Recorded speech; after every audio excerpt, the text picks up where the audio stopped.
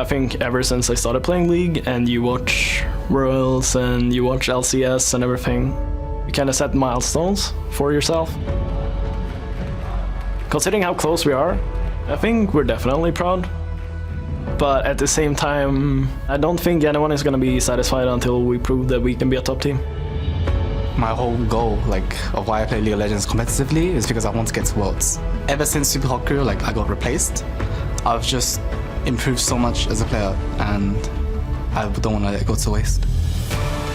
The fate is not in our hands, but this time the third place game means better chances for Worlds for sure.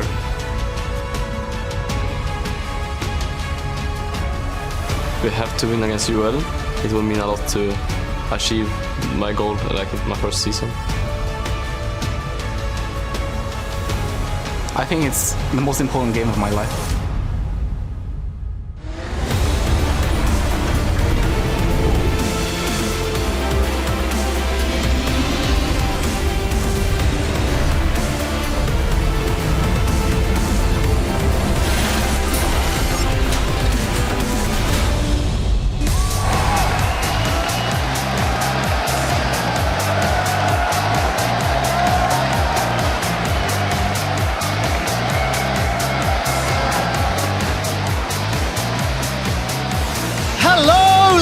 Gentlemen, welcome to the European LCS. We are in Stockholm, Sweden for the last week of the summer split. We are 2 series away from crowning the summer split champion and sending 2 teams to the World Championships. I'm Quickshot here with Crepo and Deficio and this fantastic audience. You just said it, Trevor, here, Hovet Arena in Stockholm. Crowd is fantastic. They look beautiful. So do you guys. We are super hyped for this matchup. There's a lot of people celebrating your birthday here, Deficio. Quite the birthday party. Well, thank you. Happy birthday, Deficio. Thank you. Let's hope the crowd and the teams give us some good games. The teams, of course, getting themselves ready. It will be H2K and the Unicorns of Love taking to the stage in a best-of-5. UOL backstage, getting warmed up and getting prepped. Looking fancy with the headset. We got the fans outside as well. Obviously, Fnatic playing tomorrow in the final, but today, Unicorns and H2K, they won that 3rd place spot. Yeah, and here's H2K coming out of the backstage. I just want to hand it to the Swedes. Their selfie game is on point. Was outside for 20 minutes. Have never taken as many selfies in my life. So Sweden, your selfie game. Their selfie game and their screams. The volume is fantastic. And we're going to hear a little bit more about the matchup we're all going to see as we head over to the analyst desk. Tak, Trevor, och gott tack, Ferige. I'm Evie, Shock's reporter here to break down today's best of 5 with the help of James Stress O'Leary and Sweden's very own Jacob Yamato Cannon Mebby. Good to be here. Best country in the world, Sweden. I thought you were going to say it in Swedish. Bästa landet i hela världen, Sverige. There we go! Wow! The tone is set, and with just 2 days left in the summer playoffs, we're gonna take a look at that bracket and see where the teams stand. No surprises, Fnatic still undefeated, making it to the final here, winning against the UOL, of course, and advancing to tomorrow's finals. And in tomorrow's finals, they're gonna have to face Origin. Origin looking to break that streak.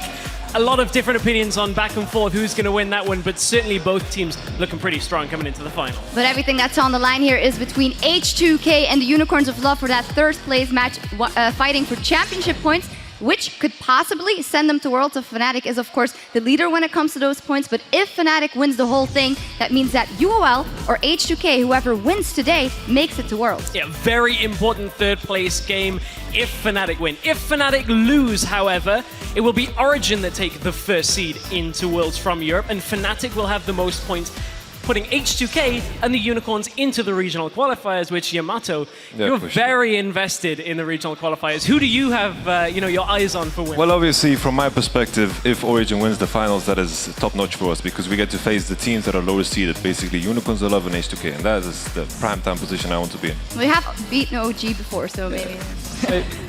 Either way, easy sweep, you know?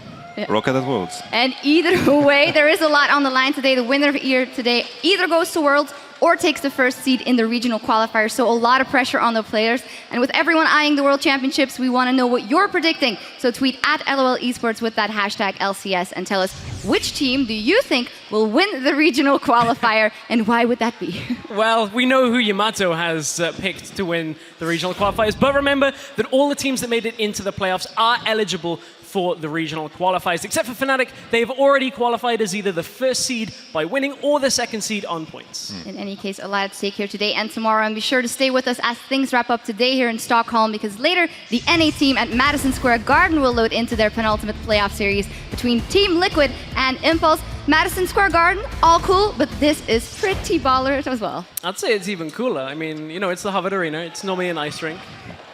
Pretty cool. Well, before we take a closer look at today's matchups, let's head on stage and meet the two teams about to do battle for third place in the European LCS playoffs.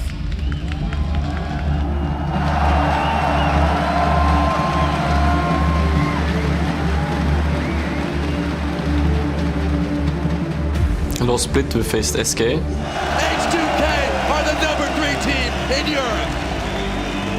This split is going to be more and more important because we have to win against UOL. For us, obviously the goal is going to Worlds. If we manage to beat H2K, we have very good chances of making it there. I think it's the most important game of my life. My whole goal, of why I play League of Legends competitively, is because I want to get to Worlds. Considering how close we are, it means a lot to try and get there. I feel like we can make it. Our track record against Unicorns of Love has been 4-0. I think they are a bit in a slump right now. They are not finding their old style. That was really scary. We have to win against UOL. It will mean a lot to achieve my goal, my first season. I think we're definitely proud, but I don't think anyone is going to be satisfied until we prove that we can be a top team. I've just improved so much as a player, and I don't want to let it go to waste. Ladies and gentlemen, please join me in welcoming the teams competing in our EU LCS Summer Split third place match. H2K and Unicorns of Love.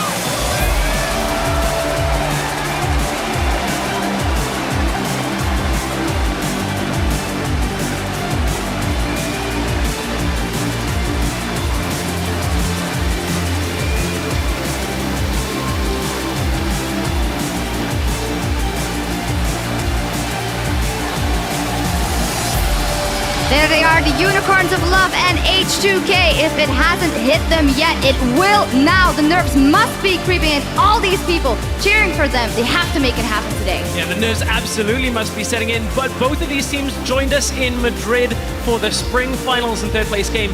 The difference here is the crowd is split between both of these teams. Coming into it today, the chants were for both teams. Nobody has a home team advantage. I am so hyped. If I was topless right now, you would see my goosebumps.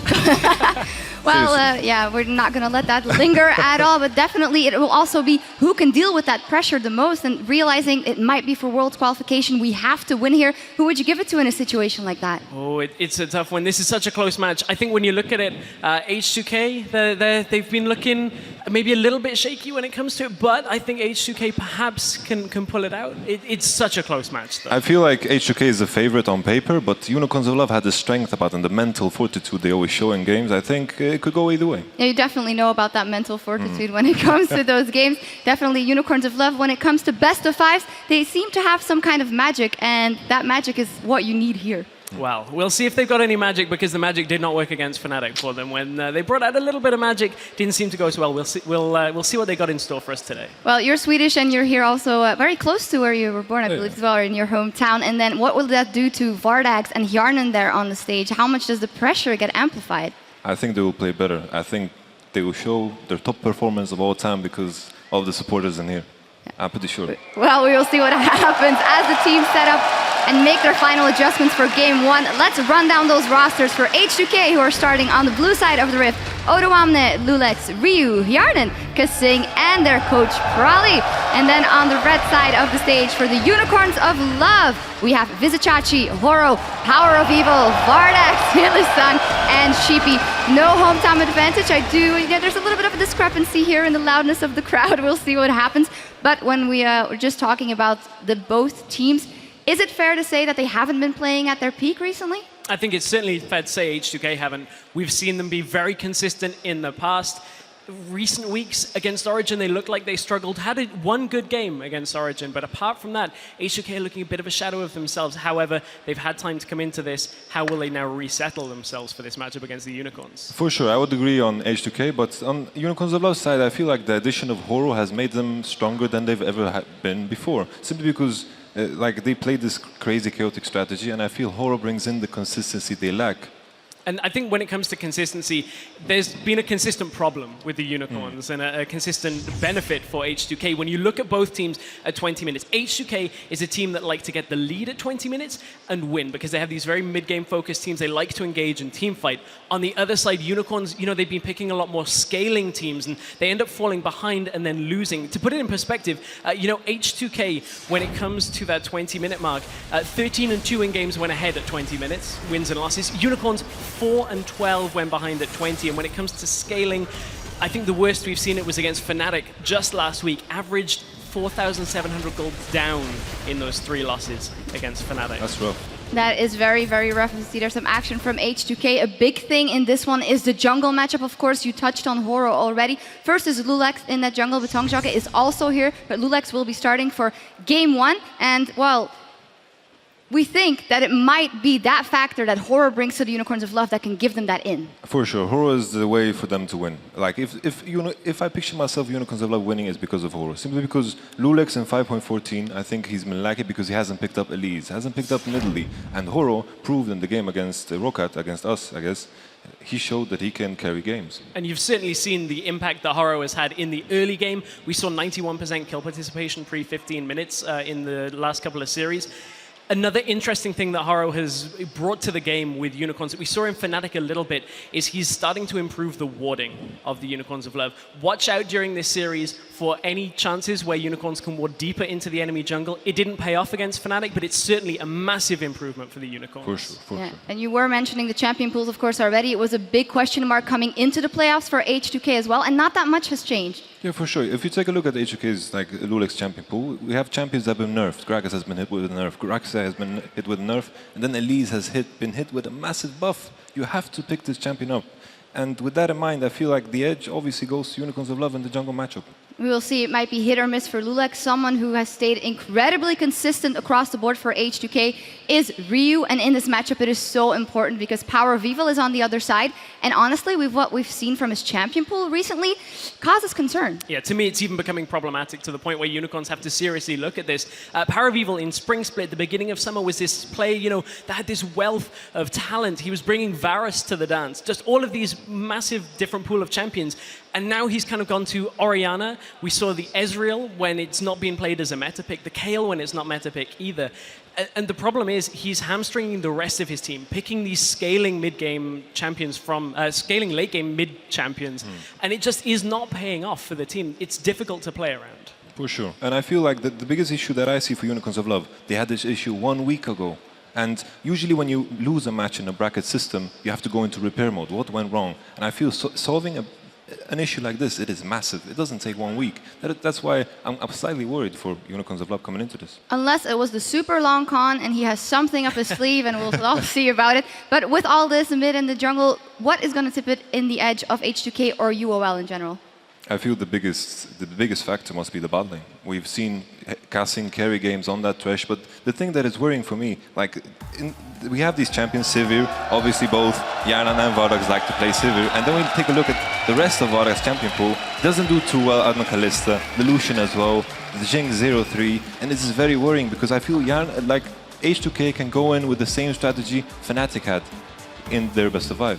I think there is one big difference between the ability for Fnatic and H2K and picks and bans is they now have to fear the Elise. Just because they'll be able to first pick Sivir, if it happens in game 1 and they leave Elise up, Horo on Elise could be a major factor for the Unicorns when it comes to setting them up for an early game, which they then get to that later game stage where Power Evil is a monster. That is one area that the Unicorns may have in their favor coming out of picks and bans. Well, a lot to theorize. We will have to see what happens. And now for a word with the coaches behind these two squads, we're going to step on stage with Richard Polskamp. Thank you very much, Sharks. I'm joined by Sheepy and Prolly ahead of their game. Now, first off, Sheepy, a couple of weeks back, I know it's difficult to hear me right now, but a couple of weeks back, I asked you about where's the Gouda, where's the cheese, where is it gone? You busted it out, you busted out some Wensleydale, it didn't go so well. What was the thought process behind that, the Ezreal and the KO pick? Well, it was kind of predictable after you said it already before that we're most likely going to lose against Fnatic, so I'm actually happy we could attend. But yeah, against Fnatic, they played really, really strong. We took the most we can from this game. We learned a lot, and after a 3-0 crushing defeat, we don't look to have that repeated on us, so we prepared well. Yeah, well, looking to bounce back. Now, Prolly, we just heard it from Chachi just then. He feels like you're in maybe a little bit of a slump right now. Do you agree that your team may be in a bit of a slump right now, as Chachi said? I don't really think it's a slump at all. I think it's just once we get all the energy from the crowd, the right H2K will show up today. Well, there is a lot of energy from this crowd right now, Prolly. And as a follow-up, we know the best of fives are about recovery and development through that best of five. Do you feel like H2K over the last week has shown that they could be that team? Yeah, I actually think we're one of the better teams in between games. I think we always talk about the right thing and the important thing and are able to adapt pretty well. So, thank you guys. I think it's going to be a really good series, yeah. Yeah, well, thank you very much, gentlemen. Best of luck on the Rift. And before we head to the caster desk, we're going to hear from Kasing and how he thinks there's a vulnerability in the bottom lane of Unicorns. I feel like Hylissang, he's the type of guy, like, yeah, he can make a play, but I just feel like sometimes if he's not on Fresh and Morgana, and if he's on Annie or something, he may get engaged, but after that, it's like, he doesn't really know what to do after. I mean, I think he's still good. Like, there's a reason why Unicorns of Love are still doing so well. But I feel like that can still backfire, because I remember against Rocket, like, he walked into them and died instantly without even using anything. And it was kind of like a really obvious kind of mistake, which I don't think really good support should be making.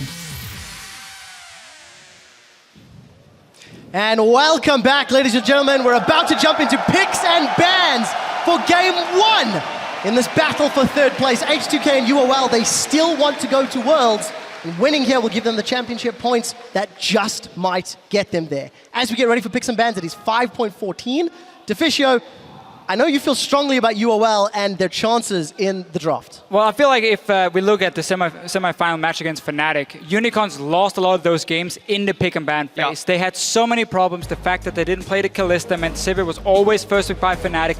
We need to see changes. Otherwise, H2K is just going to ban 3 mid laners again, Orianna, Varus, and the Victor, and first pick a Sivir away from the Unicorns of Love. Yeah, and both these teams, they realized that because both H2K and the Unicorns of Love opted to take blue side in every single game where possible because H2K had the higher seed. That means game 1, 3, and 5, they are blue side if it goes all the way. Except for the last one, actually, they did manage to change that up just to throw them off if it goes that far. So that was a tiny mistake. Game 5, switched up.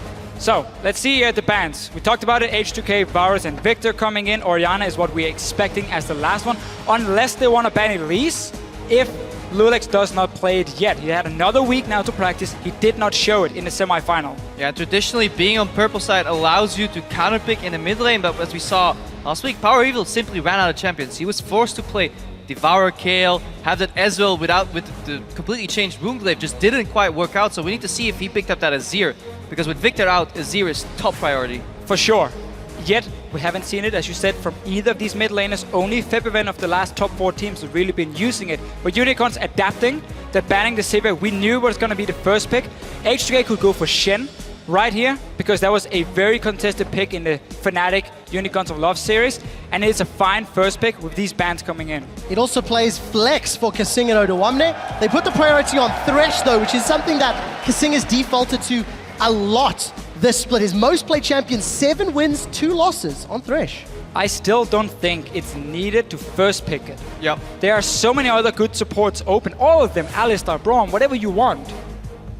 The first pick Thresh, it used to be good if you were pinching the support pool. That means if you would have banned Alistar, banned Annie, banned the old Morgana that Hillsang used to play so much, then take away his precious Thresh. Right now he has a wealth of options available. Unicorns, they can start taking away power picks, they can start building their composition. They're not pressured yet in this pick and ban phase. And I want to see if Corki is going to be a pick for Vardex this series. He went Lucian every single time. It did not work. They built compositions around him where he had to do well in the laning phase. He's a guy who goes even. He will never win that lane on his own. Instead, I like this adaptation. Put him on a Corki where he can sit 1v2 and farm. Exactly. Corki excels at farming in his lane alone while the support is roaming. So if Hillsang can team up with Horror, 40's roam plays even earlier in the game, as we've seen in series where Hillsang would base, go to the top lane, surprise people with a two-man Tibbers, while Corki is just farming safely in the bot lane. This could get the stability for the early to mid game that the Unicorns were lacking. And I'm just going to throw this out there. We did see Corki mid a couple times from Roccat, in fact, leading up to the playoffs. So there is a minute flex. I'm not expecting it, but it is something I want to mention. Shen, Gragas, they're up for H2K if they want to look that way for Oduwamne, or Lulex, he's spamming Lee Sin at the moment. All the time in solo queue. He's shown it multiple times in playoffs. It is to add a little bit of more early game pressure. It's good at diving towers and then early vision control, which is what Lulex can bring to this team. On the side of Unicorns, though, with this Corki lock-in, I do wonder if we're going to finally see that Annie once again from Hillsang, so he can roam, so he can start fights in the mid game, because I feel as a team, Unicorns need him on an aggressive support, because he is the main playmaker, he's the main engage for the team. Yeah, they definitely need some forward pressure coming out of there from Hillsang. Because traditionally Power of Evil, he leans back, he waits, whether it's his champion scaling up, Kale needing 30 Devour stacks, AP as well trying to scale up with a broken Runeglaive, anything, Orianna needing a couple of items to get rolling, he needs time. To buy that time, you need an aggressive jungler and aggressive support to land those engages, and we have to see if the Unicorns can fill out that with the next few picks. They can take Orianna now. Finally, there is a blind pick option for Power of Evil. That was one of his problems last week. He always had to last pick, which we know they like to do for him. But that could also be why H2K is leaving Orianna open, because they can now take it here as a safe pick, because Power of Evil likes to get that last pick, likes to get a potential counter pick. So Orianna could come in now as the safe option for Ryu in the mid lane. Hillsang is going to get the champion that really made him famous in the spring split. Been banned 15 times here in summer. Did lock in that Morgana. One thing I do want to highlight very quickly, H2K are sticking to their traditional style, putting a late game scaling AD carry on Hyanin and relying on him. If they go for that Orianna, it's going to that very traditional H2K of playing the game. You want to see if H2K can lock in Azir here potentially, and then just play a peeling tank top, and then you have so much control with two very high damage threats coming out there, and then you have the early game sorted with the Lee Sin and the Thresh. Azir, Orianna, these safe picks. Lulu is banned from Unicorns, could have been another option for them. But into these tanks top, we have seen Olaf get locked in a few times. They don't have anything to speed him up this time for H2K, so not expecting it. But at the same time, we talk about this Tristana Thresh here. It is still a strong bottom lane in the start. That can get some kills on what Unicorns bring to the table. H2K don't opt to go for that style. They're putting on the aggression. They're putting on the heat. They say, okay, aggressive threat in the top lane. Rumble. We have an assassin in the mid lane. Ari. Even if Power of Evil goes for an even lane, I will start roaming. So that pressure on every single lane.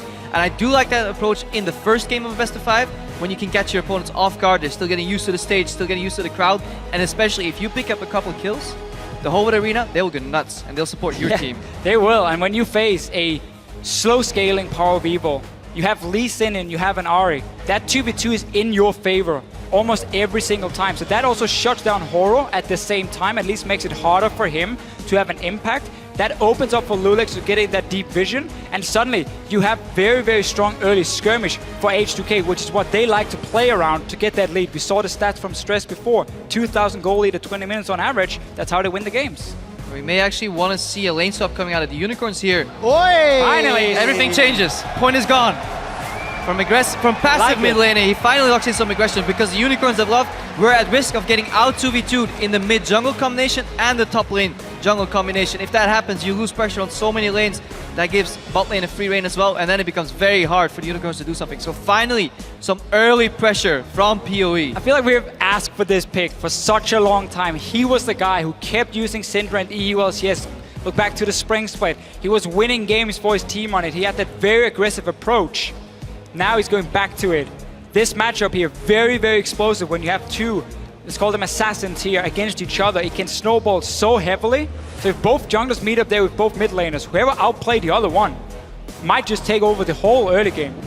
The only risk I see here is Unicorns are very magic damage heavy and get outscaled. They have this tank utility top laner, they have half magic damage on Corki, they have full magic damage assassin that kind of wants to just one-shot some guy and then it's done on the mid lane on Power of Evil. They'll need to snowball the early to mid game because otherwise it'll be rough. It's going to be rough. It's going to be difficult because Unicorns of Love have not been able to snowball any early or mid-game, arguably because of their team comps. What this team comp does scream to me is Unicorns are going back to what they were successful with in the spring playoffs, in the spring season. Morgana, Syndra, these champions that can do a good job. You can see the team comps on your screens. H2K or Unicorns of Love. Let us know who you think will be winning as we load up onto the Rift for the first game in this best of 5 from Stockholm, Sweden. Ladies and gentlemen, for championship points, for a chance to make it to Worlds, who will be winning?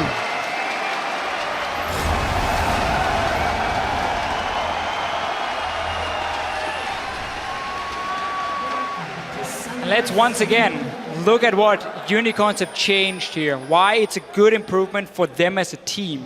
Whenever they would have these slow scaling mid laners, they would fall behind in the early game and would never really be able to return. They would never be able to claw back and win the games here. Syndra changes it. Corgi, this is obviously the issue because there is no physical mid laners outside of Varus for Power of Evil, so you have these very magic focused. Also Chachi almost always playing tanks in the top. Yeah, we can finally see some action coming out in the mid lane too. Double ignite, both sides. No cleanse shenanigans, no barriers. Both want to go for that kill. We'll stack that CC coming up and knock up from Horo. Landed combo with Power of Evil's abilities on that Syndra. If not, Lee Sin, some Ahri play there. Some early advantages here for H2K.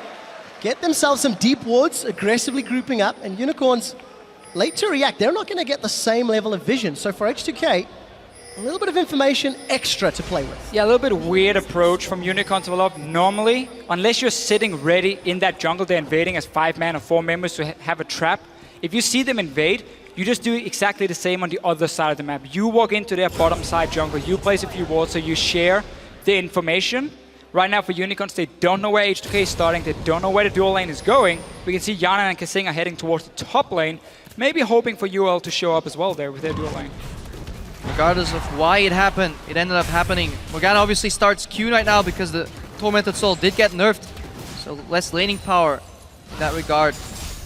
Likely see both supports hit level 2 here, take the Grumps respectively and start roaming immediately. AD carries go solo into lanes if the teams figure that out. Kasing, he's finishing off that Grump. He'll be level 2, so expect even more action around the mid lane potentially.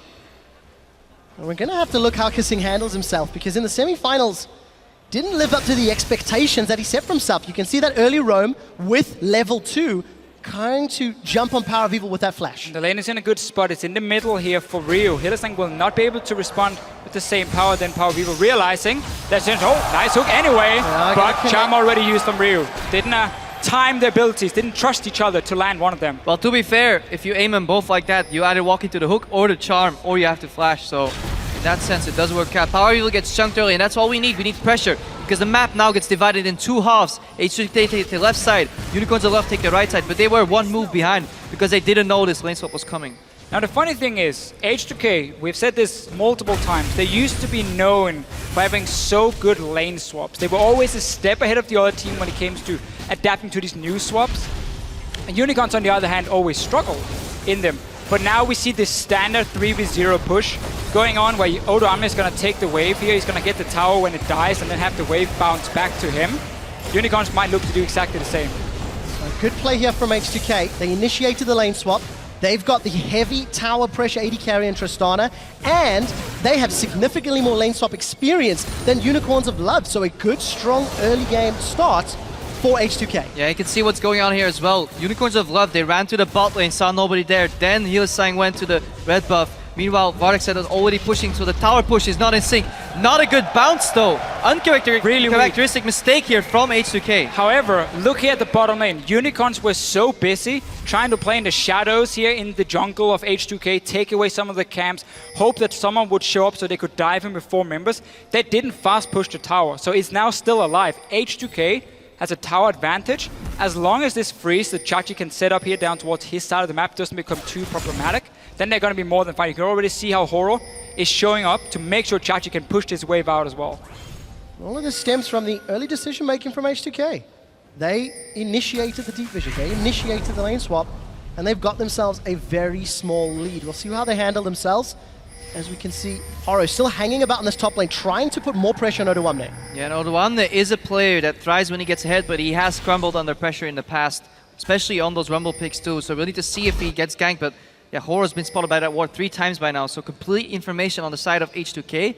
Now it's up to Lulex and Kasing to abuse that and get a lead at the other side of the map. And a very key thing, as we saw that top tower go down, the bot lane tower stay. Vardex stayed in lane for quite a while. He recalled pretty late. That meant once H2K returned to the bottom side with Yana and Kasing, we can see him getting binded right here, but he will be fine.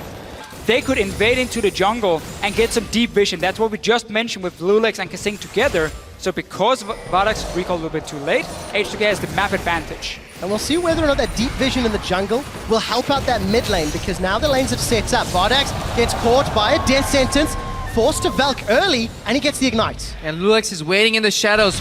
Hylissang face checking, gets caught. He's going to be in trouble. Lulex not going to follow in with that resonating strike. Obviously, both teleports are available here from the top laners. Yeah, and you don't want to risk the support flashing on the own tower, and you're like following with Lee Sin, being like, nope, shouldn't have done that. Instead, Lulex, he's still here applying pressure because Hylissang and Vardex, they got chunked in that last trade, and it's not looking good for them in the bottom lane. And this Thresh Morgana matchup is one we haven't seen in quite a while, but it's all around cooldowns. If you land a hook and he gets Black Shield, you still have a lower cooldown on your next coming hook, and then you can abuse that window. 4 to 5 seconds is what you have to beat that Black Shield through the race, and that's what forced Vardex to Valkyrie. Now we see Horo in the mid lane, gets charmed, gets chunked, 20%. That was close. Ryu almost level 6 with Ignite. That was a little bit of a confident play. As you can see, Ryu's RE stats. We've not talked much on this mid lane. The lane swap drama plays on the sides, but those are pretty impressive stat lines from H2K's mid lane. And this guy, Ryu, he's the guy who will always show up when it really matters. When you're playing in front of a big crowd, when it's about getting to Worlds, he will perform for H2K. They can trust in him in the mid lane. That's why they can also blind pick the likes of an Ahri and say, you are gonna win this lane against Power of Evil. Yeah, and Kasing, as we saw right there, just adding so much pressure simply by walking forward. He forced the Black Shield. Hylissang is low on mana. This tower is going down. We're approaching a 2-0 tower lead for the H2K squad.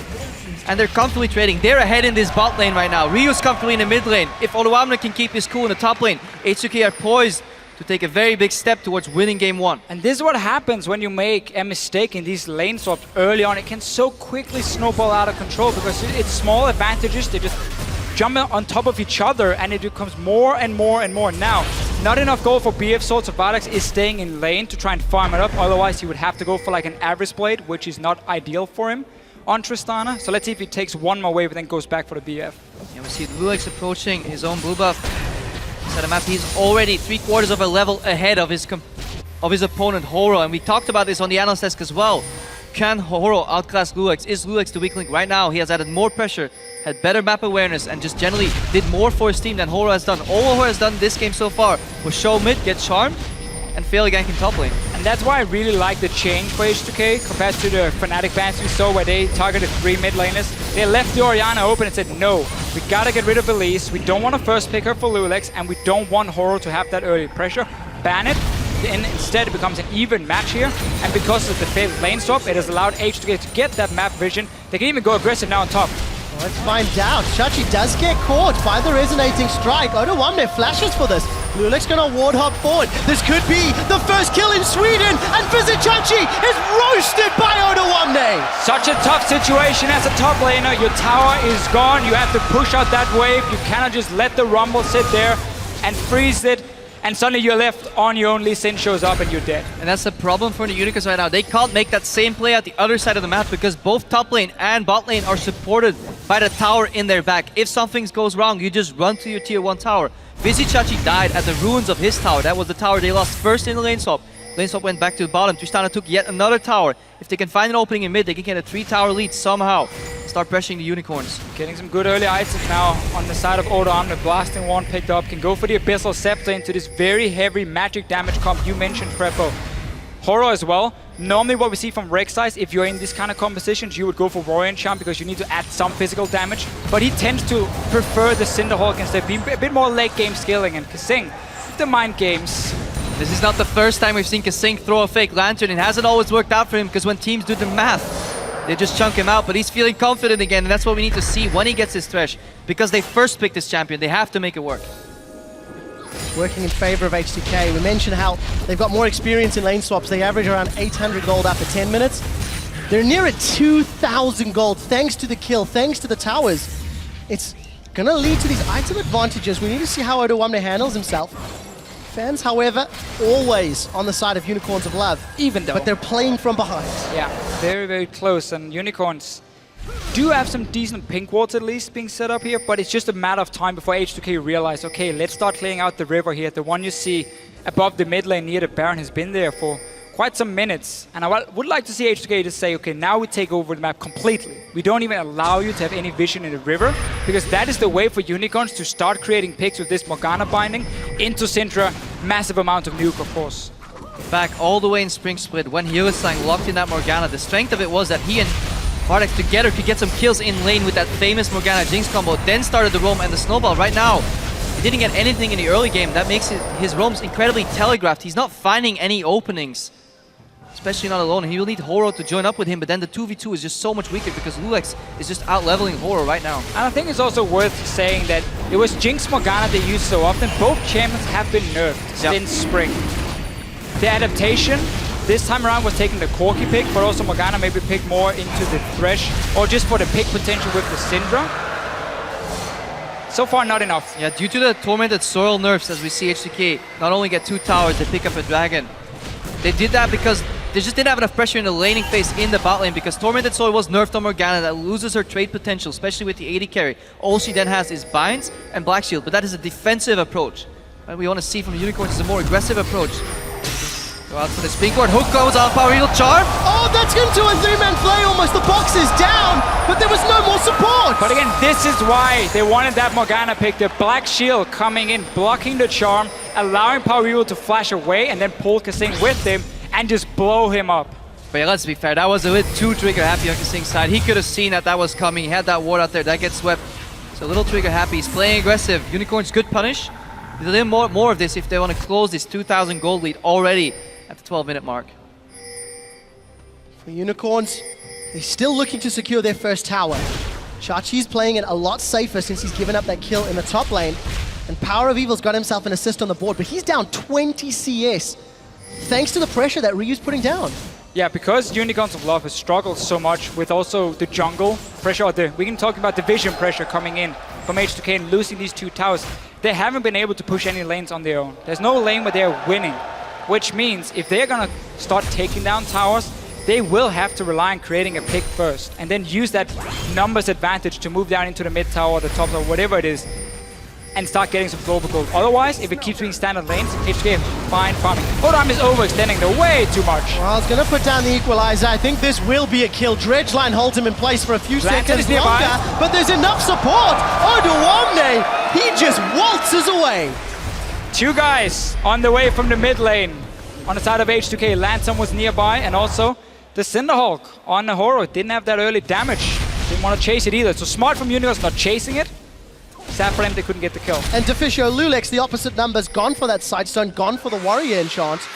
And he's got himself at least an assist on the board, but we'll need to see if he can keep finding those picks, which is what the H2K comp really wants to do a lot. That is what we see from Lulex mainly. It has been a problem for H2K. Synergy between Lulex and the rest of the team. Alex getting Yanin. Yanin's in trouble. Ryu wants to try turn this around. Yanin, he's gone alive. He gets dangerous game. It's a bait. Yanin with levels. The calculations, jumps in, realizes that he's outnumbered, but H2K quick to follow up. Oh, Hylissang. Oh! Oh!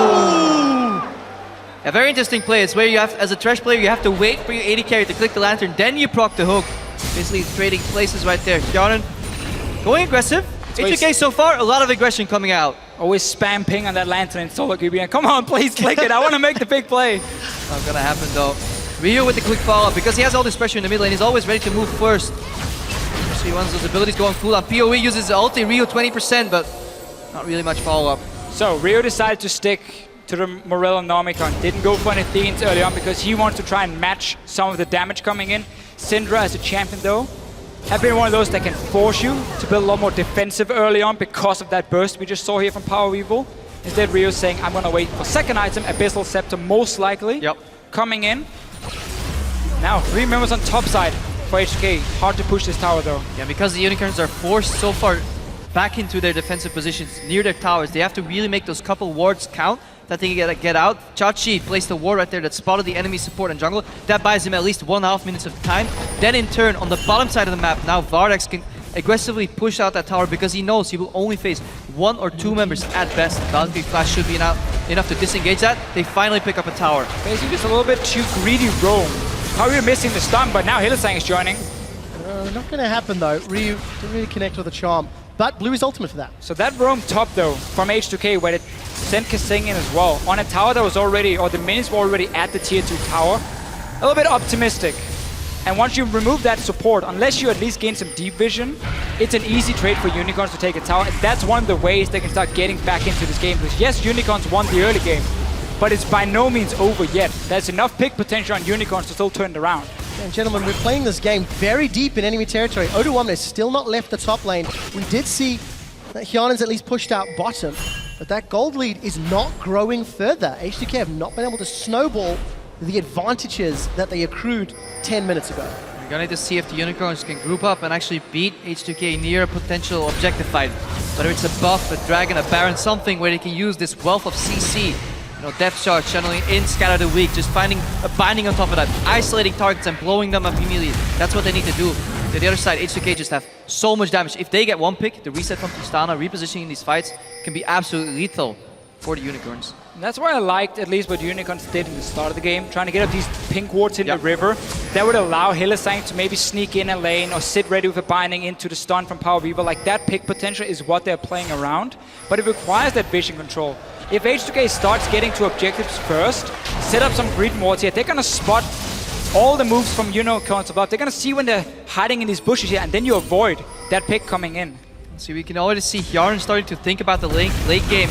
You may wonder why you say that, because he picked up the Average Blade. That means he's going for IH to shift. This speeds up the Last Whisper as a third item. He probably does that because he saw the Cinderhulk on Horo and the tanky Chachi. He knows that he will be playing Tristana into tanks, therefore you'll need an early Last Whisper to deal with them. Speaking of that build, getting a little more gold as well. Chachi gets juked here by Oduwamne, but his team is closing in. Can H2K get something out of this on the other side of the map? Because nearly surely Oduwamne is going down here. Yeah, he's just going to get taken out. 3 members of Unicorns. It didn't work with 2, so they brought in a third. H2K, though, they're going to get a lot of damage on this inner turret. Small thing, though. When you're in that situation as a Rumble, you ulti the wave incoming instead. That stops the push coming on your tower, at least slows it down. Instead, though, H2K, they are trading a tower. But so will Unicorns Love here. They're going to get the top one because the wave is still alive and they can use it to push in. Not only is that wave alive, Vardex may be able to clean it up. He's picked himself up that Trinity Force. So for Unicorns of Love, he could take advantage of the mid-game power of Syndra and Corki. And we can see Hjarnan still scaling. He wants to get more items completed. Tower trade, H2K will most likely secure the second dragon uncontested as well. So overall, H2K get out of that play with a net win. Even though it was Oduwamne going down, they get a tier 2 tower that they trade for a tier 1 tower, and then they trade 1 kill for a dragon. Worth it in my book. Power Weevil right now, he has picked up the Luden's Echo, so he definitely wants to find somebody and one-shot them. But because they're so far behind in the early to mid game, he's going to need his team members to help lock down this ever so mobile Ahri on Ryu. And the key thing about Luden's Echo as an item right now, especially as like a first item, compared to, let's say, Deathcap. Yeah. Luden's Echo, if you connect one spell, it will do more damage, because it procs it, great for you. But if you do a full rotation of spells, Deathcap would have been the superior item. Obviously, you don't want to rush that as a first one, but you're now delayed by going for this Luden's Echo at least. And Power Weevil clearly aiming for a bit of poke, but then also the movement speed is so key in Syndra when it comes to connecting your ball here to land the stun. Also gives you that instant wave play that you need to put pressure here. Chachi. Ooh. No Misread faith that in the hook. Black Shield. You need to trust your support in those situations. You're a tank. You can take that hook. He's already has Frozen Heart and Mercury that's finished. Preemptive flash right there, and shows that the Unicorns are a little shaky in this first game, whereas H2K seem more confident, being okay with going for aggression, going for displays, even if they backfire. I do like the fact that Unicorns group though.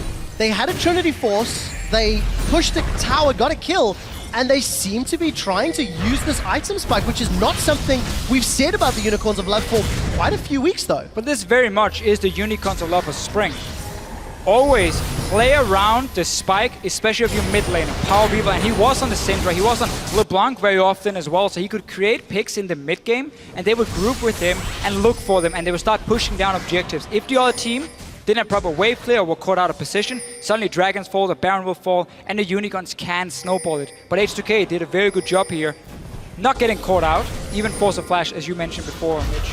Yeah, and especially in these games, people try to tense up and just join in the middle of the game, in the middle of the map, instead of taking care of their side waves. So side wave minion control will be paramount to victory. We saw a massive wave punched up 4 Unicorns of Love in the top lane. Chachi's clearing that right now. Oduwamna did the same thing in the bottom lane. See if any of these teams can create a slow push, use it as a 6th man advantage, and then try and outmaneuver their opponents, because that is what you do to win the mid game.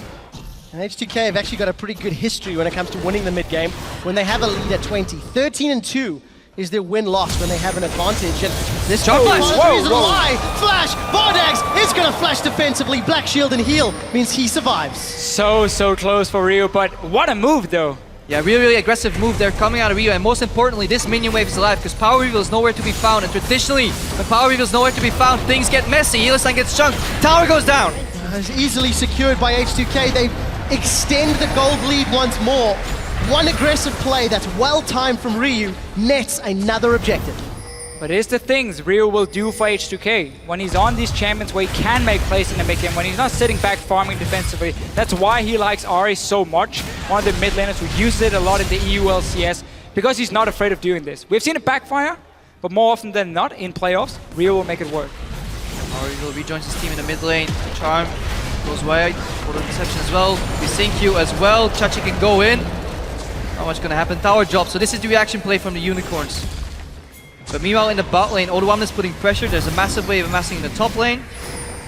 H2K can go pick that up for farm, and meanwhile Bardax is farming up, and he will, or Hjarnan rather, he will outscale the Corki in the late game, especially with that Tristana. And that's the key thing. Notice how H2K have not decided to go into a 5-on-5 team fight. They haven't said, oh, you're pushing out tower, we're gonna hard engage on you, because you don't want to risk the Syndra, the Corki, the insane mid game they have. Even the Nautilus will still have decent base damage at this point in the game, and because he has these early tanky items, he will be hard to kill. So they're simply saying, we're just gonna play around your 5 versus 5. We're gonna always control the side lanes, we're gonna maximize farm on our carries. They run triple threat obviously with the Rumble in the top lane. So it's very important you can always split up in 1-3-1, clear 1 or 2 waves, and then regroup and be ready to defend if needed. And when it comes to AD carries, Hjarnan is the #1 damage share AD carry in the team. He deals more damage than every other AD carry in his role. H2K lean back into him in his late game all the time. He's just picked up a static shiv, has that eye edge, and will start working towards that armor penetration, which he so desperately needs to get to the front line of UOL. And that's one of the key things about Tristana.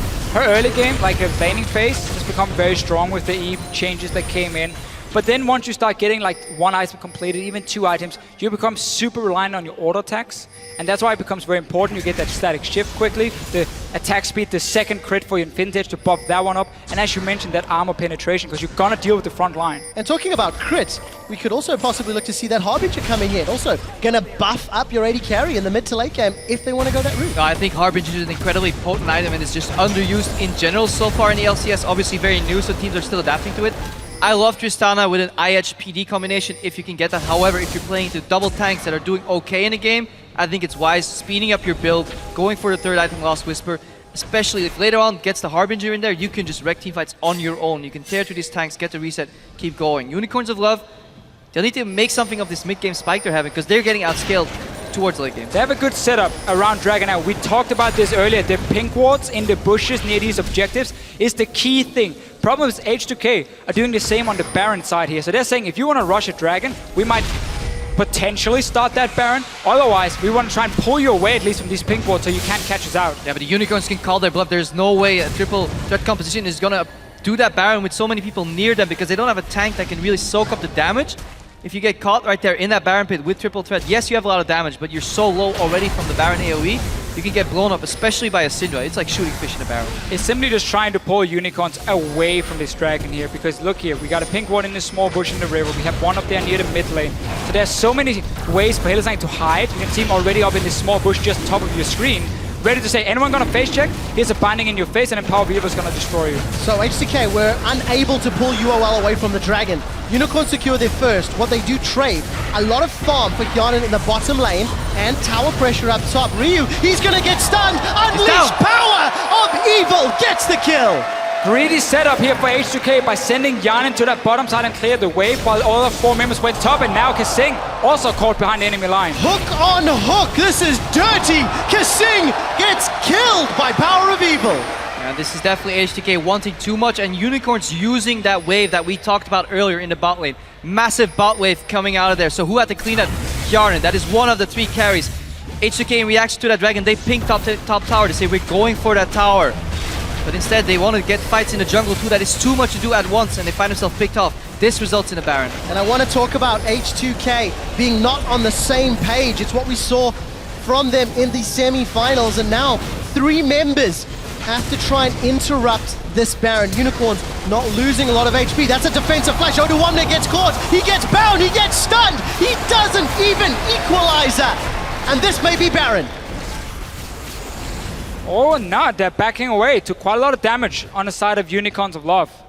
Got another pick for it, so they're trying to even out the gold. But H2K cannot be so greedy against the pick potential of Unicorns. This is just Chachi flashing out, saying, you know what, Chachi, or Odoamne, I'm gonna get an easy kill on you. Yeah, but it's fine, I think, on the side for H2K. They're fine trading 1 member for not having to face like that Baron. Because Lulex was actually positioning very well. He always had the threat of being able to connect the Q on the Baron. If he doesn't even connect the Q, it's still a 50-50 smite. The Unicorns don't feel comfortable doing that, so they settle for a single pick. However, I think what we want to highlight, especially in this scenario, is that H2K wanted too many things at once. They used to be this prime strategic team with good ideas of what to do in different stages of the game. Right now, they were pushing out bot, they were invading in the jungle and sieging a tower in top. Doesn't work. But it's the second time this game where they've been trying to split up their own team and get something on every single lane. And it's just so tough to pull off. One misplay, and that guy's caught out. What they could have done instead, if you wanted to clear that wave bot lane, you should teleport. Use Odoamne, have him recall 20 seconds before, because that dragon was being taken by Unicorns anyway. They knew they couldn't contest it. Send the other 4 guys up top and have your TP bot, so at least you can be 5 versus 5 in case a fight breaks out. And that is obviously H2K saying farm priority number 1 isn't our AD carry hyper-scaling late game champion, sure, but you have to be able to switch that up on the fly when the situation requires it. I do definitely agree that Odoamne should have been there in the bot lane, or H2K should have just yielded the map, say, okay, we value farm over these objectives, we don't need to take the risk because we outscale. But even amidst all of this, we already have a triple item spike on Hjarnan, and he can start doing damage. And that's the key thing, and even though we just criticized H2K for being a little bit too greedy, they are still ahead in gold, 2,000. Right now, 27 minutes, and Unicorns have managed to push a few towers, but they're now once again back in the mid lane, and it's going to be tough pushing out for a second one. They are looking for the picks. And for Unicorns, this is a little bit of growth. We didn't get to see much from them in the semi-finals. Fnatic really exploited a lot of weaknesses, but for UOL, they're showing a little bit more control. We see a banner command picked up by Hylissang. That might help some of the side lane pressure, but can they use the map play to their advantage? I definitely think the Unicorns will need that side lane pressure, because as we see how this game is turning out to be, Power of Evil is specking into an Abyssal second after Luden, so he's taking the defensive approach while his team is already very heavily specced into magic damage and behind in the early to mid game. We see very defensive builds come out of the jungle, and the top laner do. The Unicorns are going to run out of damage unless they start rotating and outplaying H2K on the map. See the same for Bardax as well. Going BT, it looks second item for him, so basically you have the root. If you're against tanks, go play the Rune King second on a Corki. If you're against squishies, you want to do maximum damage, you go Infinity Edge. BT is the defensive option. Unicorns know they're running out of time, and that's why they're looking to force an objective, and they want, once again, Unicorns to face check in towards them, but there's not enough pinks being set up around it, at least, to force that. And these type of panic barons, we've talked about this before in the past, they're just a symptom of a poor shot calling team that is just not on the same page. You like, what do we do? Can't see top, can't see bot. What do we? Okay, I guess we just start hitting Baron and hope they face check and die. But H2K is smart enough of a team to avoid that. So now that Baron bait turns into a pick on Kasing though. Kasing is down, the equalizer is out, and this is erupting into a very big fight. It's Unicorns with the first 2 kills. H2K got the tower and are in full retreat. UOL find the picks. We keep highlighting how this composition, 1 binding from Hylissang, 1 hook from this Itachi, that's enough to one-shot a target with this Syndra. Still 30 minutes in, there's no locket yet. Now, finally, at least we get some MR coming in from Lulex to help his team. Back at Baron though. And we didn't see the kills from Hylissang in lane because he's making up for it in the mid-game. Hylissang has had Morgana banned away 15 times this split because he is the Morgana sniper. He's finding pick after pick. And you can also praise, criticize H2K a little bit for not respecting it. But in the end, all that matters is that Unicorns have found multiple picks over time. Find these openings. First Baron bait was 2 force. H2K reacted with a power push. But you're not going to kill that one. Itachi with super speed. Catches out of one there. Let's find out what other CC can connect. Nothing this time. TP to keep the banner-empowered minion up. The last time Dragon was around, H2K were unable to defend it, and that started H2K's downfall. UOL have got control. Oh, the Raptor! Flash away! Binding still connects! Kasing's gonna do a defensive play, then he flashes away! Still alive! Yonan's got caught by the dredge line! Equalizer's trying to burn the back line, but UOL sidestep! Another dark binding! Bizachachi's the tank that UOL need, and he's on the front! Satchel charge is on, it's not gonna be enough to get the kill. That's UOL backing away. Have they lost control of Dragon Pit? H2K are hurting. Doesn't look like you're gonna start it yet. And this game so far has been a series of well-thought-out plays that actually right on paper, but just poorly executed. That Baron bait from Unicorns wasn't the greatest. H2K did the right thing. Okay, you leave mid lane exposed, we start sieging your tower, but H2K get a little greedy. They overstep their boundaries, and then suddenly one of them gets caught. That's fine, you can disengage. But instead of doing that, they try to fight their way out. Just chaos erupts every time, and that is what the Unicorns like. If you start randomly fighting each other, Unicorns tend to thrive and come out ahead. It is not a bad thing to sacrifice one guy if you already got a tower anyway. Yeah. You don't have to re-engage the fight. H2K, every time they've made a mistake, it's been due to greed. Trying to make 2 plays at the same time. Going in for teamfight, they're already lost basically. Unicorns are back at Baron once again. There's a pink in the Baron pit, but we see H2K, they're on their way. Keep your eyes on Power View and Hylissang, the double zone control coming out of Dark Binding and the combo for Scatter the Weak. That's what you're looking for. Anything connects and Unicorns are ready to pull that trigger. Charm goes wide, Over Deception, Lee Sin, Resonate Strike, all down right now. Baron is going low. Baron is going low. 3,000 hit points. Wait for it. Stop it. Waiting to stop. Equalizer's coming up. Beautiful. Baron secured by Unicorns. They are in the lead. But Hyunan's found a kill along with Ryu. Bizachachi's in trouble. This is going to cost UOL 3 members. The plan for the Unicorns of Love was not to stay on the Baron, it was to force a pick once again with the binding with the stun from Syndra. So they wanted H2K to move close and then disengage away from that Baron. One-shot that one target. Instead, they finished off the Baron because H2K did not pull the trigger and they were caught in the middle of a Baron pit with Rumble, Ahri, all that AoE damage. And they trade the Baron for tower and 3 kills. Whether it's worth it or not, we'll have to see once these members with the remaining Baron buffs start re-pushing after this play, so we can't judge it quite yet. But good patience from H2K and the pressure from Lulex is what made that happen, because he was ready to smite steal, connect the Q on the Baron. Everybody was looking at Lulex, including all the Unicorns of Love members. Well, including us! Yarden and Rio say thank you very much. We'll simply tear apart your squad. Doesn't matter if you get the Baron, we'll kill you all. You have to flash defensively. However, the return play, this is what's happening now. It's always a boomerang. You throw it first, it comes back. Can the Unicorns capitalize? But H2K should be more than happy with taking inhibitor, getting the kills. Unicorns has not been split pushing at all in this game. They've always been grouped. So yes, they do have the buffed up minions. But once again, H2K is looking to fight them. Let's see. Notice the focus on Lulex. Chachi's gonna knock him up and that's when they finish it. But they're now stuck in the pit with so much AoE damage. And that's a positioning mistake. You're fine playing the zoning game in front of the pit at the earlier stage of the Baron fight, but when Baron goes low, what you should do is know what your plan B is if the Baron goes down. Shall we fight or not? In that case, Unicorns of Love could obviously not fight. It would have been better for Vardax and even Hylissang to position at the back of the pit and be able to escape, cut your losses, sacrifice your support. They do look to make use of that Baron buff, take down a tower, and they need to. They need to get more gold advantage, especially while Old is in the top lane. They need to force something. Tower and the dragon after that push, so we're now even on gold, and Unicorns have to handle those super minions. This is where we start to evaluate that cost reward of losing Inhibitor versus securing Baron. Basically, the value of at least the dragon is very, very low right now. Because we have 2 dragons for each team, 34 minutes in. It's not going to be, you know, a 5-dragon race for any of them unless we start going out to like an hour-long games. But the tower, they got good response from Unicorns, and we can see H2K saying, we don't want to sit back defensive. So now they're trying to make the counterplay and force Unicorns back to defend, and at least just keep them here until Baron is run out. Obviously, the Unicorns are content with dealing with these sieges because everybody's grouped up. It's pretty easy to find them. Tormented Soil in the pool.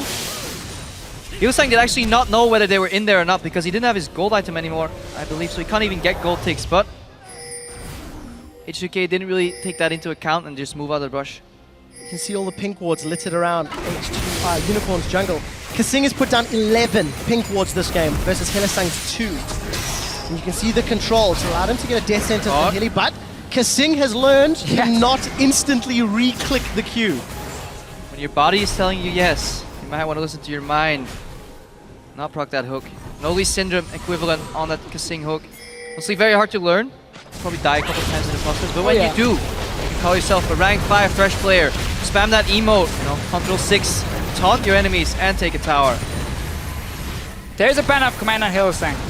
He's been using it on the bottom lane minion wave, so we can see the massive one being built up that forces H2K back, but they already got that tower, so should be able to defend it in time. We saw the poor minion die as well.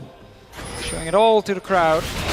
And H2K can happily go back and say, we waited out Baron, we got mid inhibitor forward, it is dead even in gold. 35 minutes in. And we're gonna go back to this dance basically where Unicorns are looking to create that pick with the binding or the stun from Power of Evil, and H2K is looking for that more open team fight where nobody dies instantly. The problem for the Unicorns right now is that some of these members from H2K are speccing into the defensive tree. Basically, QSS is finished on Hjarn, and if a binding connects, he can QSS and jump out of that, and that might bait in the Unicorns to commit too much and get basically bait into a trap.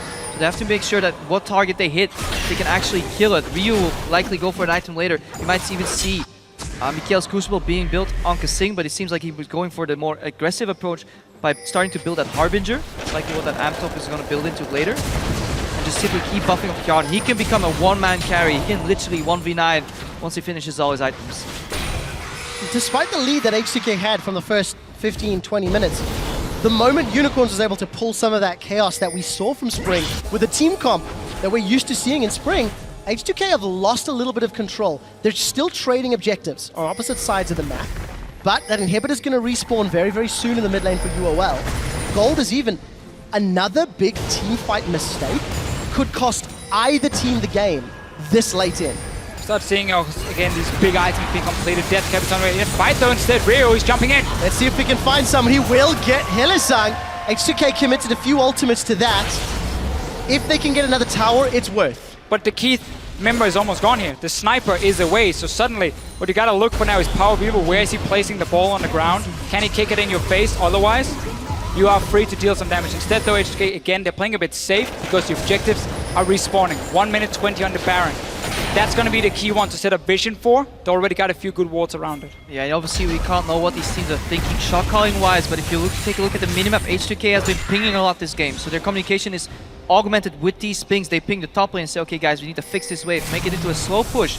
They said middle inhibitor spawning, and we can all use all this information to secure these objectives. That's what we're looking for. If you're H2K, you want to make a slow push on the top lane, siege the mid lane, then disappear and just get rid of the vision from Unicorns and force them to face second turn. Because H2K is running a lot of damage. They only have a single tank on Lulex, whereas Unicorns, they're playing with a double tank composition, so all the damage is centered around Power of Evil and Vardex, and they're simply getting out-itemized magic resistance-wise. And you talk about those objectives they want to set up for Crepo. 50 seconds to Dragon, 30 seconds to Baron. A few wards, but not the greatest from H2K in UOL's territory. 2 Dragons to 2, so Aspect is not on the cards for a long time for either of these teams. And it makes me think Baron's going to be the higher priority. Also the more risky one. Getting a third dragon at this point in the game is not very important. for you. So no, you're not going to see a team trying to sacrifice that for Baron. Again, it requires us to go really long in this game for 5 dragons. Instead though, both these teams, when it comes to setting up objectives, are not really doing themselves a whole lot of favors when it comes to denying vision. Instead though, Chachi saying, I don't need vision, I'm just going to flash. Rio's going to go golden. The death sentence will not be able to do anything thanks to the black shield. Chachi, he got melted because he was focused by all of H2K. Equalizer didn't quite connect. Couple of wards left right there, and most importantly, the Rich Scuttler. So Unicorns of Love will know that H2K is doing this. Teleport is available, but look at how quickly that Baron's going down. It's still risky because now it gets a lot easier for Unicorns to land one of these skill shots and then set up that pick. Chachi's back with the home guards. Everyone once again resets, and both teams, as I just said before, not helping themselves when it comes to denying vision, are not upgrading trinkets. Very few pink wards on the map as well. And H2K would very much so prefer that the action would move down on the map so they can make use of this massive top wave slow push that they've been building up. Will take another minute to hit, but they're playing around the dragon, giving Unicorns easy access to the contested part of the map. So H2K, a bit of a mistake, and Kasing gets caught. Gets caught by a hook, gets caught by a binding, gets killed by Power of Evil. The Buster shot held onto there by Hyun, and his Horo was kicked back. An easy kill for UOL, but the side lanes are pushing. Yeah, look at both bot lane and top lane set up by H2K, but they're not using those slow pushes. They're hesitant, impatient, and just rushing their decisions. Exactly. By them starting that Baron again, they lose the entire value of those minion waves. They're now basically just feeding even more minions to Unicorns, because the map is going to reset anyway. Kasing is dead. Power of Evil get jump on. Oh, Yarn, that's very aggressive. Dead. Well, okay. I mean, welcome to late game Tristan. That's your what she one-man does. army, I guess, jumping forward into a Syndra and getting the kill. Even if PoE's stun came back up, he could have just QSS'd out of that immediately. Tristana can be played aggressively so well if you make use of that aggressive jump. What you need for that is obviously cojones and some vision control. Yaren bringing both to the table, and that middle lane inhibitor is going down. It helps bringing Swedish pride in front of a Swedish audience to make the solo play for your hometown. Yarnan, or at least home people rather, Yarnan is going to now make use of this big wave. Nobody from UOL was able to clear it out. That is a metric ton of minions. So we went from being, why did you start that Baron? You're not using your side minions now, you build up, you're too greedy, to Yana with the solo outplay, Power of Evil, caught too far up in the lane, and now suddenly they can use it in time, get inhibitor, number 2 down. And this is why I love the late game Tristana. He didn't even need those minions. All he needed was 1 minion, because it took him 4 shots, plus the explosive ability on his E to tear away that tower, just stopped existing. Second inhibitor went open, and now Unicorns of Love are so far behind. If the H2K just wait for the super minions to amass, the Baron should be pretty much uncontested. But looking at H2K today, they're not gonna wait for anything. They just constantly want to try and go for multiple plays at once, and it has cost them in this game here. It's one of the reasons it's so even in gold still. But now they're finally sitting here. Look for Rio to find a different bush than the rest of his team. He's gonna be a little bit lonely, but he's looking for Unicorns then to invade in to stop this Baron, and then he sits behind them. He gets to pick onto Vardax or Power of Evil and wins it for his team. You make it sound so simple, Deficio. How easy it is. You Just make pick it Ari, sound wait in the bush, so and kill simple. people. What I do like about this game and the start of the series, at 40 minutes, this is the second closest match we've had all split in terms of gold. Only 200 separates them now at 42 minutes, even on Dragons. But Unicorns of Love have to deal with 2 lanes of super minions. And they're currently grouping around Baron. Yeah. H2K, they're late to the party. Oduwamne does have TP though. H2K should not send 3-4 guys over to a Dragon at this point. You need to keep the rest in the mid lane to stop this play from happening. Baron is going down. They're rushing in now. The closest ward was in the pit. Oduwamne opted to teleport in the mid lane. Mid lane is exposed. Look at those super minions. H2K have to do absolutely nothing at all. But it's very hard in League of Legends sometimes to just wait for things to happen. You always want to force that one ability, go a little bit too far, make that play. Okay, now they're turning back to the Baron because they look at the base of Unicorns of Love. Somebody has to start defending that. Who will it be? Unicorns, they're too late to this party. Baron is going to go down shortly. Horo's coming in. Stolen! Evil! Unicorns of Love may be able to do something with this. We see Hyuna jump forward. Hillisite forced to flash defensively. He will be going down. Scatter the weak as Power of Evil flashes away. Now Chachi, he's in and amongst H2K. He does not want to be there. Super minions want to be winions. H2K are letting the minions do the work for them. A Nexus turret's gone down. The second Nexus turret is under pressure. They got minions now though. Minions respawn, so they will help them defend. Power of Evil has now stolen 3 Barons. And very often in playoffs, for some reason, this guy pulls off a trick and he gets it. The junglers don't know how he does it, man. They hate him for it, but he gets the Baron. To be fair, it was a combined effort from Horo and PoE putting pressure. But honestly, let's call it what it is. It was a big, big mistake. Look at H2K right now. They know this is going to happen. Obviously, it's the only play Unicorns of Love can still make. Equalizer goes wide again. Very poor equalizer overall from Oduamne in this game. This is the 3rd time I've seen him just not quite connecting where it was needed. Or he almost drops. If he drops right there, that's game over. That's a double reset. But look at Vardex. He managed to blast out Lulex here, combined with the Riptide coming up every 3.5 seconds for Vilichachi. That's a good amount of base damage if you're chasing into him, if you're allowing him to recast that ability over and over again. Eventually, he'll kill you. It'll take him a while. He'll kill you. So, H2K might just say, let's wait out another Baron. Last time, they tried to be a bit aggressive, at least on the map, to force Unicorns to defend. There's still super minions coming. So Unicorns just are maximizing the farm. Problem is, we failed the first Baron. It's fine. We'll get another item on Tristana. Fail the second Baron. We'll get another item on Tristana. Tristana's running out of item slots. This could prove to be a bit problematic. If we go 10 more minutes, he can sell his boots. He can get upgraded, of course, his QSS, get the Scimitar at least.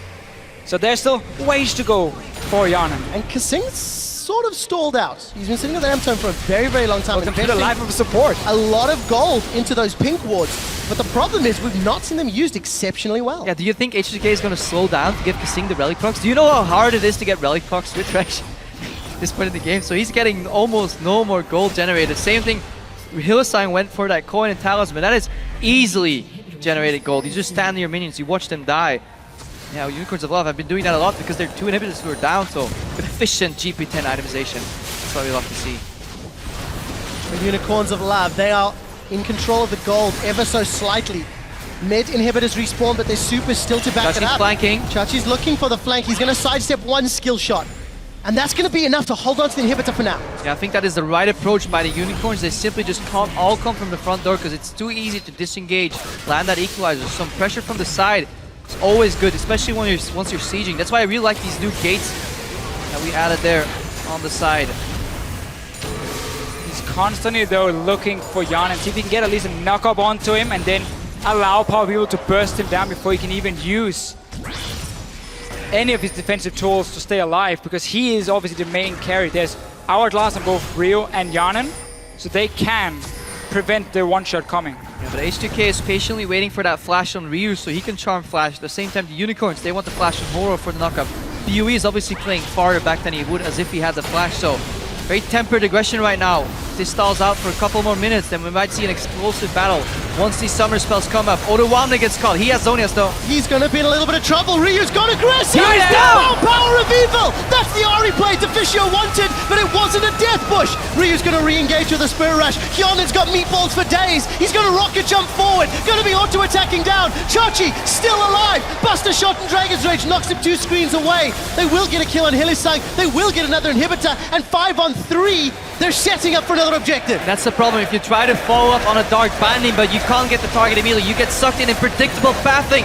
That gets you killed because Sharon does so much damage. He does, and Chachi is once again going to get away. There's only 1 Nexus turret remaining. Vardax is the only real wave clear for Unicorns of Love. He's caught by a death sentence, and that will sentence death to UOL in game 1. 5 members of H2K looking to take down the Mega Tank. They send Chachi to the depths, and they take the Nexus, and game 1 in our 3rd place decider.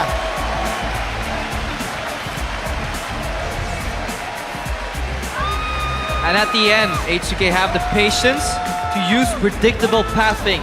They should have done it more around their objectives, but in the end, let's do it. Because when the Unicorns of Love land a binding, they're gonna walk forward. If they walk forward, you know where they're going. You send out that hook, you send out that charm. Eventually, when they're defending that tower, you send out that hook. Somebody will walk into a skill shot. Patience is what they needed. They didn't have it around the Baron. But also the team composition, late game. We mentioned a few times the heavy magic damage coming in. Rio, yes, it wasn't a death bush, but it was a wall. Instead, he could hide back, he got the flank going. And then it was too easy for them to find the targets. And of course, the Hourglass helped them keep the rest of the members alive. So very back and forth game between these teams. It's going to be pretty awesome to see game 2. I certainly hope this level continues. We're going to head over to the analyst desk to break down just how H2K won game 1. Well, thank you very much, guys. Well, H2K does it here in game one. Let's compare what we thought would happen initially to the mid-game and then the end results, because I feel like you felt that H2K had a clear game plan going in, but it just didn't work out that way in the mid-game. Like, definitely. I feel because of their composition kind of allowed for mistakes, because later in the game they would be stronger anyway, but I felt like there was fluidity. Like, the lane that was pushing, they made the play with Lulex, got deep vision, made sure that Rumble was safe. And with that in mind, there was always a game plan, they were always doing something, but I felt in the mid-game they were a bit too eager. No patience, and they got punished. I think when we look at picks and bans, one of the biggest adaptations coming into it was, we talked about, can they just do what Fnatic did on the side of H2K? I like the adaptation. They ban the Elise, which forces the Sivir ban out of the Unicorns. And from there, everything becomes maybe a little bit predictable for H2K. You know that Vardax is likely to default to a Corki. They had Tristana in the bag to go a little bit later, but I just actually like the way that they go, okay, we know the Elise is a problem. We're not going to ban out 3 mid laners. We know Ryu can handle you. I felt one big issue. I felt like Unicorns of Love had the opportunity to punish H2K even further by, for example, blind picking the Orianna in the rotation where they picked the Nautilus, because I think Rumble is a matchup that is good into Nautilus. And also I felt that they could have picked the Annie instead of the Morgana, because I feel like lately we haven't seen a lot of Hylissang Morgana. I felt it was a bit off in the early game, and Annie is something I like Hylissang on. Yeah, definitely. And dislike because of our games in the past. Yeah, as well. It does get banned out versus him a lot. But with all that, though, and H2K doing good, ramping up a gold lead in the beginning of the game, somehow Unicorns of Love found the picks. Let's run one of the replays, because I feel like H2K had the right idea in a lot of instances and made the right decisions, but somehow UOL ended up getting a pick in first, this situation where they were pushing up mid, which was the right idea, but they get caught. Yeah, for once we actually saw both sides of H2K in this game, the good and the bad. This was H2K looking for a play in the mid lane, but they're just not really aware of the flanks. They don't have the wards out on the map and they get caught from it. I mean, everybody talks about kind of chaos style. I actually just feel like Unicorns, when they're playing a style like this where it's pick, a lot of it's just on their enemies not warding properly. And that's what creates this chaos, is just enemies not respecting the ability to pick. This was the Baron seal where Unicorns... No, this actually, where Unicorns of Love actually also make, in my opinion, a right decision, but don't finish it off in the end, or don't make the pick they want. And I feel like that was also the story, those Barons, and at one point not finishing a Baron, that would have been a done deal for Unicorns. I feel like that at that time they had 2 inhibitors down. There was the only opportunity before the waves hit into their base to do this Nasher. I think it was a good call. They should have committed completely into it, because they were in this very awkward position where the enemy team could, H2K could have done the Nasher, and they had super creeps in their base. And the only possible solution, like Unicorn magic, and they just stole the Baron. It was just... I thought the game was over already, and I'm starting to become a believer. Wow. Well, Stress, what about you? Doesn't it exemplify, you were talking about the chaos style, and because of the warding, Power of Evil stealing it, and Power of Evil up to that point had been the person that has done the most damage on Unicorns. It's kind of same old, same old. It's kind of same old, but there's the same problem, is if Power of Evil dies, this time Vardax was picking up a lot of the slack. So we actually want to take a look at the damage done in this game between the predominant carries in the game. This time we're including top lane as well, because obviously we had 1 damage champion in Rumble going up against the Nautilus. So when we can take a look at the graphs that were done of the damage in game, we can actually highlight maybe the difference between the 2 team compositions. I don't think it's ready just yet, but I do know that Power of Evil for the longest time had the most damage done, but then it goes over to Vardax because he got those couple of kills, and in the end happened what we thought would happen. That Tristana gets ramped up. We saw one example where he just 2 shots Power of Evil basically, and that was the story of the game. I feel like with the composition Unicorns of Love were running, they had to win the early game harder. I feel like Corki Morgana, they are specifically picked for the Thresh Tristana lane. They should have punished that harder, and I felt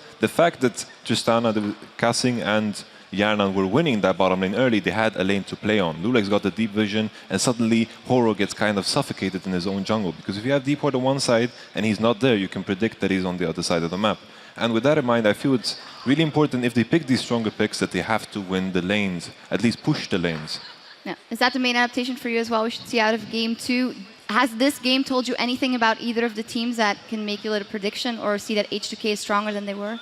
I feel like from that we learned that H2K, with the game plan they had coming into it, I feel like honestly all they've got to do is ward more. We had the Sightstone on Lulex. The time that they had wards on the map, they were making the good plays. It was when their vision died that they were kind of falling into a lot of situations where Unicorns were picking. I just feel like Lulex was a bit of a step up in this game. If he can stay at this level, I think H2K should be okay. For sure. And I think the biggest adaptation I think H2K should do is just to take it a bit more easy, because they had the game plan, but then they wanted to rush a few steps ahead, and you saw people getting caught, and this should not happen if they want a fluent game, because they could have been punished even harder. Well, it was only the first game in the series, of course. The jitters were there, but it's 1 win on the books for H2K, and the pressure's on the Unicorns of Love to tie the series up in Game 2. And before we go, we'll hear from the 3 Swedes that have a home field advantage in Stockholm this weekend.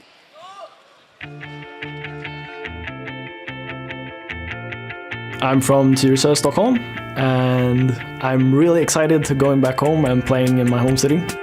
In Sweden, we've always been kind of big in esports, but having the actual LCS finals is as excited I can ever be. It will be like playing at home ground or whatever, so it will be really fun to play. It's a really nice city, like it's very pretty, there's a lot of things you can watch and go see. I don't have much memories from the city, so it's going to be a new experience for me as well. I think it's pretty cool that all 3 Swedish AD carriers managed to get there. I think it's going to be an amazing experience that I can bring with me for a lifetime.